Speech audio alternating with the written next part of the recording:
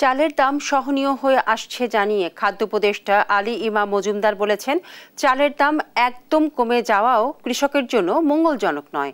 শনিবার দুপুরে নারায়ণগঞ্জের বন্দর উপজেলায় নির্মাণাধীন সাইলো এবং নতুন খাদ্য গুদামের নির্মাণ কাজের অগ্রগতি পরিদর্শনে এসে তিনি একথা বলেন। খাদ্য উপদেষ্টা বলেন, টিসিবির অনেক ভুয়া কার্ড ছিল, সেগুলো বাতিল করে নতুন করে স্মার্ট কার্ড দেয়া হবে। এ সময় খাদ্য উপদেষ্টা আরও বলেন, এবার বোরোর বেশি ফলন হয়েছে। বোরোর সঙ্গে অন্য ফসলের উৎপাদন ভালো হলে খাদ্য বান্ধব কর্মসূচিতে সুবিধাভোগী সংখ্যা আরও বাড়বে।